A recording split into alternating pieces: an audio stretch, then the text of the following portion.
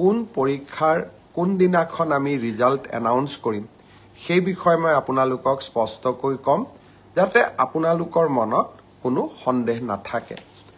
পোনপ্ৰথমে মই আপোনালোকক জনাব খুজিছো যে আমাৰ এডিআৰই পৰীক্ষাৰ যি গ্ৰেড 3 আছিল অৰ্থাৎ তৃতীয় বৰ্গৰ যি চাকৰি আছিল সেই চাকৰিৰ ফলাফল আমি 10 অক্টোবৰ তাৰিখে প্ৰকাশ কৰিম এডিআৰইৰ চতুৰ্থ শ্ৰেণীৰ যি পৰীক্ষা আছিল প্ৰায় 5000 পদ আছিল এই পৰীক্ষাৰ ফলাফল আমি 15 অক্টোবৰ তাৰিখে ঘোষণা কৰিম স্বাস্থ্য বিভাগৰ বিভিন্ন পৰীক্ষাৰ ফলাফল নন টেকনিক্যাল টেকনিক্যাল স্বাস্থ্য বিভাগৰ আটাইবোৰ পৰীক্ষাৰ ফলাফল আমি 12 অক্টোবৰ তাৰিখৰ আগতে ঘোষণা কৰিম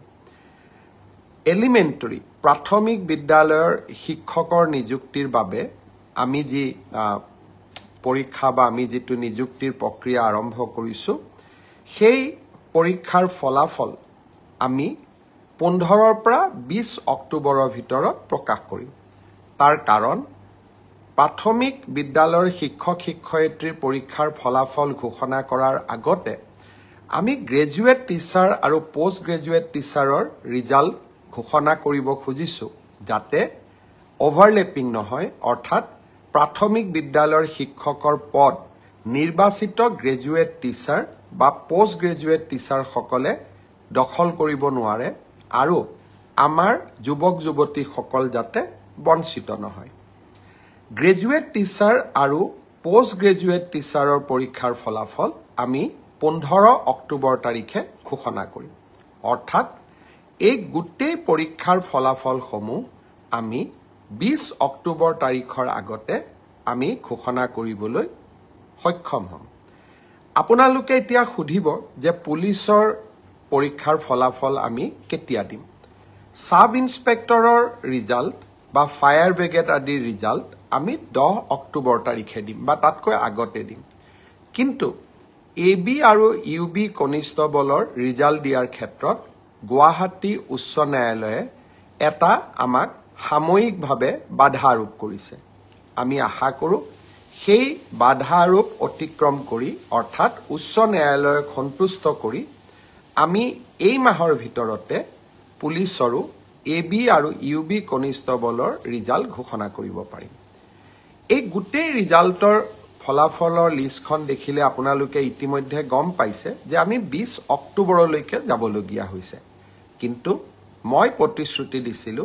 যে অক্টোবৰ মাহৰ ভিতৰতে 10 অক্টোবৰত আপোনালোকক নিযুক্তি পত্ৰ দিম 10 অক্টোবৰত মই নোৱাৰিলেও অন্তত 25-26 অক্টোবৰৰ ভিতৰত আপোনালোকৰ হাতত মই নিযুক্তি পত্ৰ তুলি দিম কাৰণ পৰীক্ষাৰ ফলাফল ঘোষণা কৰাৰ পিছতো আমি বিভাগলৈকে কাক কোন বিভাগত দিম ৰেন্ডমাইজেশ্যন কৰিব লাগে আৰু তাৰ পিছত বিভাগসমূহেও আপোনালোকৰ পোষ্টিং অৰ্ডাৰ উলিয়াব লাগে সেই কাৰণে অক্টোবৰ মাহৰ ভিতৰতে আপোনালোকৰ নিযুক্তি হ'ব কিন্তু কেইটামান দিন আপোনালোকে অপেক্ষা কৰিব লাগিব ইয়াৰ কাৰণো আপোনালোকে জানে যোৱা কেইবাটাও দিন ধৰি আমি কোনেও কাম কৰিব পৰা নাই জুবিনৰ মৃত্যু বা জুবিনৰ দুৰ্ঘটনাৰ পিছত বা বহুতে কোৱাৰ দৰে হত্যাৰ পিছত যি ধৰণে আমি নকওঁ কিয় আমাৰ মনবোৰ বিষাদেৰে ভৰি পৰি আছিল কাম কৰিব পৰা কোনেও নাছিল কিন্তু আমি যেহেতু আগুৱাই যাবই লাগিব সেইবাবে মই আজি আপোনালোকক নিশ্চিতভাৱে কোন পৰীক্ষাৰ কেতিয়া ফলাফল ঘোষণা কৰিব তাক মই জনালো আৰু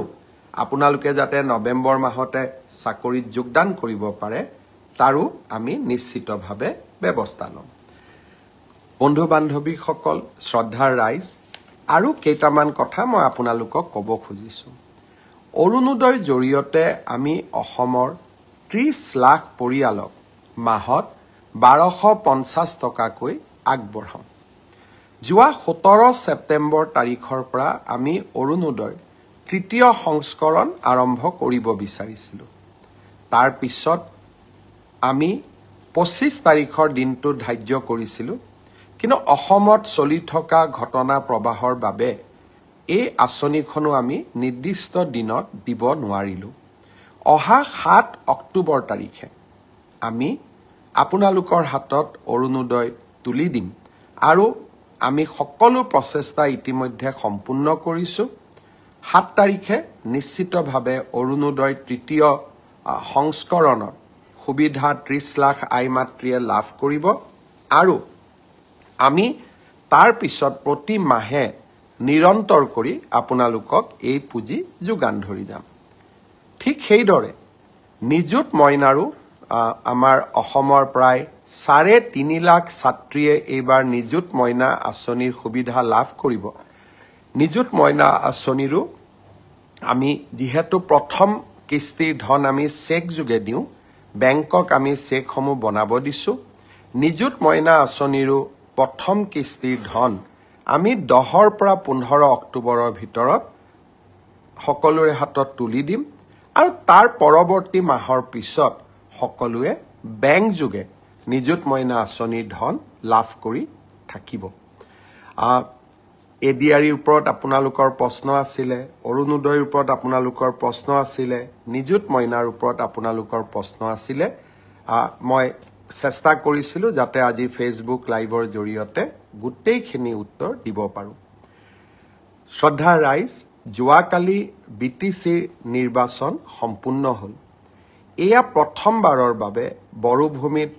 নিৰ্বাচন অনুষ্ঠিত হ'ল যি নিৰ্বাচনৰ পূৰ্বেও হিংসাত্মক ঘটনা সংঘটিত হোৱা নাছিলে নিৰ্বাচনৰ সময়তো হিংসাত্মক ঘটনা সংঘটিত নাই হোৱা আৰু নিৰ্বাচনৰ ফলাফল দিয়াৰ পিছতো সকলো পক্ষই কিৰা সুলভ মনোভাৱেৰে পৰীক্ষাৰ ফলাফল যেনেকৈ আমি গ্ৰহণ কৰোঁ নিৰ্বাচনৰ ফলাফলো তেনেকৈ আমি গ্ৰহণ কৰিছোঁ মই বড়োভূমিৰ ৰাইজলৈ পুনৰ এবাৰ অভিনন্দন জনাইছোঁ আৰু বিপিএফ দলৰ মুৰব্বী হাগ্ৰামা মহিলাৰীক তেখেতৰ বিজয়ৰ বাবে অভিনন্দন জ্ঞাপন কৰিছোঁ ভাৰতীয় জনতা পাৰ্টিয়ে আকাংক্ষিত ফল লাভ কৰিব নোৱাৰিলে আমি 5খন আসনত জয়লাভ কৰিলোঁ আৰু 5খন আসনত আমি 150ৰ পৰা 600 ভোটৰ ব্যৱধানত হাৰিবলগীয়া হ'ল মূল কাৰণ এইটোৱে যে যিদিনাখনে আমি জুবিন গাৰ্গৰ মৃত্যুৰ বাতৰি পালোঁ আমি গোটেইবিলাকে নিৰ্বাচনৰ ৰণক্ষেত্ৰৰ পৰা আঁতৰি আহিলোঁ আৰু জুবিনৰ শৱদেহ পাৰ্থিৱ শৰীৰ গুৱাহাটীলৈ উভতাই অনা পোষ্টমৰ্টেম শ্ৰদ্ধাঞ্জলি আৰু শেষকৃত্য সম্পন্ন কৰ্তব্যৰ তাগিদাত আমি নিৰ্বাচনৰ ৰণভূমি তাতেই এৰি থৈ উভতি আহিলোঁ আকাংক্ষিত ফল লাভ কৰিব নোৱাৰিলোঁ কিন্তু আমি সকলোৱে জানো যে কৰ্তব্যৰ আহ্বানতকৈ জীৱনত আন একোৱেই ডাঙৰ হ'ব নোৱাৰে যদিও আমি কৰ্তব্যৰ আহ্বানৰ বাবে কেইটামান চিট হেৰুৱাবলগীয়া হ'ল আমাৰ এই সামান্য ত্যাগে জুবিনৰ শেষ যাত্ৰাক অধিক মহিমাময় কৰি তুলিছিলে